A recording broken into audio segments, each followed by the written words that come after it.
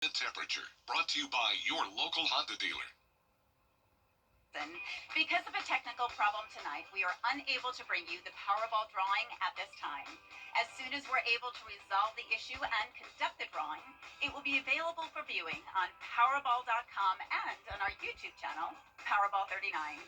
The Powerball lotteries take pride in the strict standards of this game, and our rules require that the drawing be delayed until we can ensure that all game procedures have been successfully completed.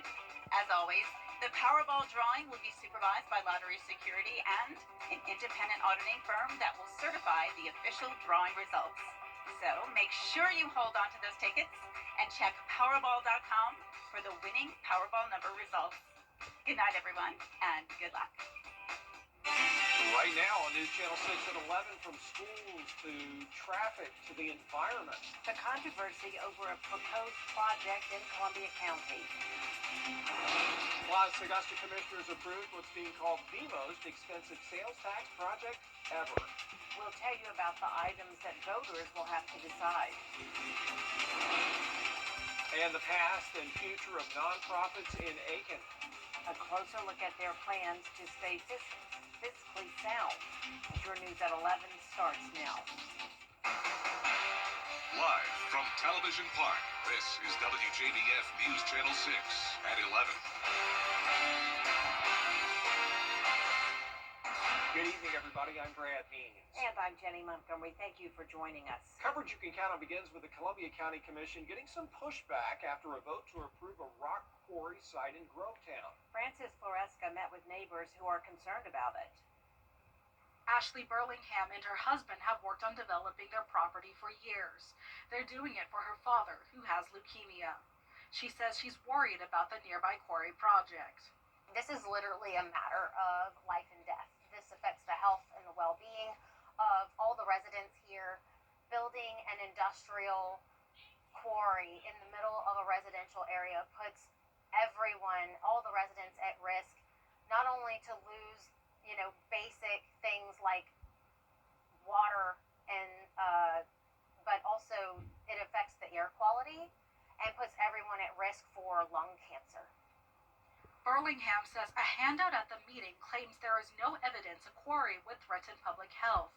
She says research she and local nurse practitioner Morgan Groothan found from the National Institutes of Health suggests otherwise. I showed up and I presented data from the National Institute of Health, NIH, actual publication articles that showed studies that were done with other residents near quarries over periods of 10 to 20 years and how residents, especially children, had long-term airway issues, particularly airway inflammation problems. They say they're grateful for Commissioners Jim Steed and Allison Couch voting against the proposal. My concern is just where the truck's going to go, because you don't have any control over where they're going to go. My biggest concern, in addition to the truck traffic, is also the health concerns. So especially with the surrounding elementary schools and neighborhoods where children live. Commissioner Couch is also worried about the quarry blasting during school hours, but Commissioner Michael Caraway says he isn't concerned. Because I grew up in that era and actually lived through the blasts of that, I don't really see that as the problem. I think the real question to me was the traffic situation. Burlingham and Groothan are now looking for people with legal experience to help them challenge the rock quarry site. In Columbia County, Francis Floresca, WJBF News Channel 6. As Francis mentioned, the proposed site would cover more than 430 acres.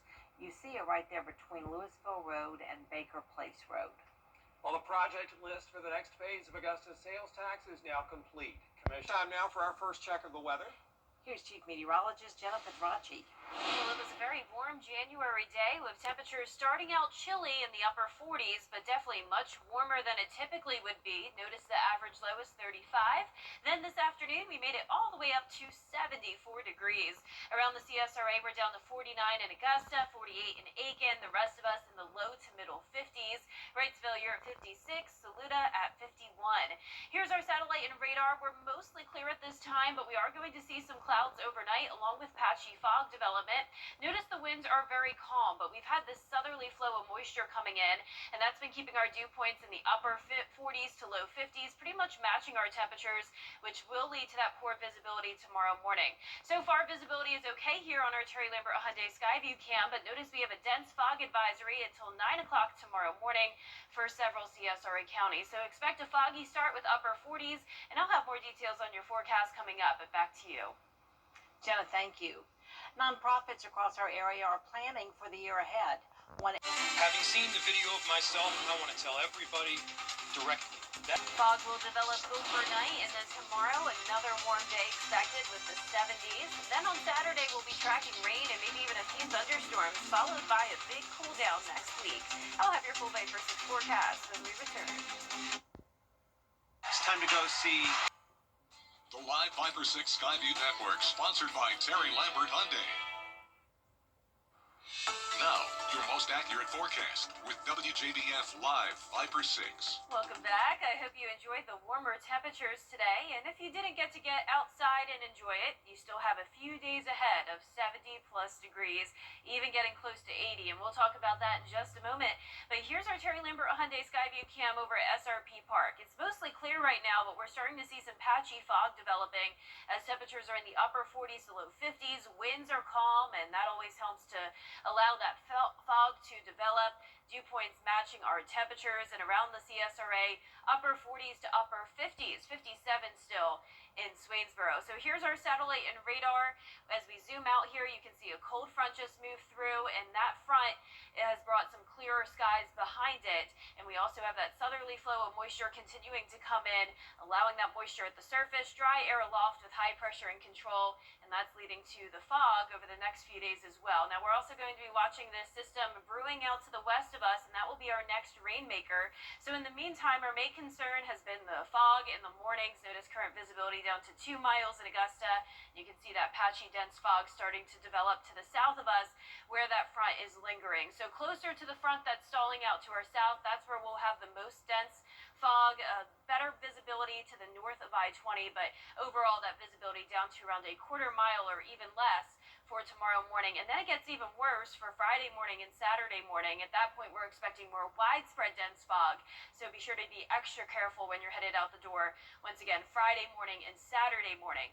Now, as we look at tomorrow's forecast, once we get into the afternoon, it will be partly cloudy and temperatures will be about the same as they were today in the low 70s. Record highs expected to the west of us. We'll be above average on Thursday, but then once we get to Friday and Saturday, that's when we'll be flirting with some of those records. 77 and 78 will be our high temperatures. We also have Border Bowl on Saturday, kickoff at 1 p.m. in Harlem. Of course, it will be warm. It's also going to be breezy and cloudy, and we will have the chance of rain. So here's our future cast. We're watching this low pressure system come in from the west. Friday's going to be dry, but still cloudy. Winds coming out of the south. We're watching this front, bringing the chance of severe weather over towards the west of us. Now, once it gets into our area, we're still possibly going to be dealing with some rumbles of thunder and lightning and some isolated heavier downpours. But you can definitely see this front breaks apart as it moves into the CSRA. The better chance of some heavier rain and storms will be up towards our northwestern counties, and then we dry out by Saturday night. So rainfall total is not very impressive, around 1/10 of an inch to 1/2 of an inch, with winds gusting up to 35 miles per hour Saturday and Sunday. And then look what happens after the front moves through. We're going from the upper 70s down to the lower 50s for high temperatures, which once again, our low temperatures are in the 50s. That will become our highs next week. And next week's also looking mostly dry, and we'll even have some mornings in the 20s. All right, Jenna, thank you so much for that. A 37-year-old woman dead, shot during an ice operation. What happened? Well, Peachville Conference play officially underway here as Augusta and USC Aiken played their respective opponents at home tonight. The Jags taking on Clayton State at Christenberry Fieldhouse. We go to the first half here. Matthias Sonato with the pretty pull-up jumper there. Then Rodney Scott finds Elias Paulson wide open for that corner three. And the Jags continue to share the basketball. Evan Joyner dishes to Cameron Pacheco, and he splashes home the triple. Now it's Luis Nanfon. He goes to work inside here, uses his footwork to get open for the layup. And then Daniel Daramola, his turn now with a Nice up and under move for the tough basket. The Jags pick up the 67-58 win. Now over to the Convocation Center. The USC Aiken Pacers hosting the Columbus State Cougars. Josiah Harding, he gets straight to the basket here for the tough layup. Now the Pacers sharing the ball here. McCaskill Rivers open for that corner three, and he banks it in no problem. Then William Vassar working down low. He misses the shot, but Rivers, he's right there for the putback. Now the Pacers continuing to go to work again on the offensive glass. DeAndre Smart gets the rebound and the basket. The Pacers, though, fall in a tight game, 66-65. Well, in other basketball news, the Nike EYBL Scholastic is teaming up with Fox Sports to air 4 games. That includes the conference tournament on March 14th and 15th at the Riverview Parks and Recreation in North Augusta. The semifinals and conference finals will air on FS1. Really exciting to have that exposure here in North Augusta. It is. Everyone's going to know how great that tournament is. Yep. Thanks a lot, Gianna. We'll be right back. I tell you, from massive blocks of snow to incredible works of art, sculptors from around the world showing off their talent. And we'll take you to the Frozen Festival, drawing huge crowds to Northeast China after the break. George Sink Injury Lawyers has the experience to help you get your money faster. George Sink Law Firm on the line. 70 million people.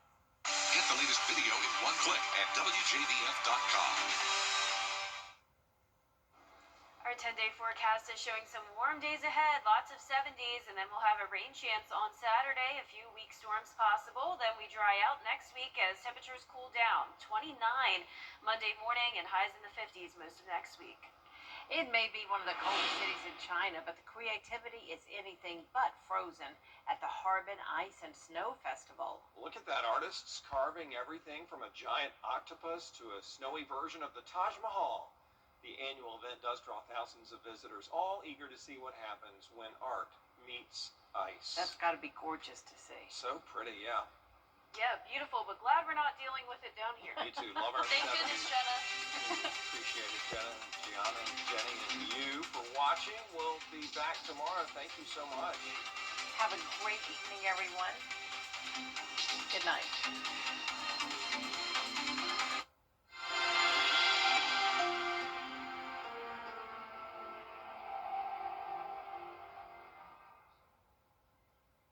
Batia Angar Sargon. Batia Angar Sargon at her new time, 7/6 Central. Who and what are you fighting for? Batia, I like that framework. I'm so proud of you, by the way. You're like my favorite person of 2025. Batia moves to prime time, starting Saturday at 7/6 Central. Katie Pavlich, future host of Katie Pavlich Tonight. Smart insight. It's not just about Venezuela, it's about Cuba. Ready to get started. Welcome to the team. Great to see you.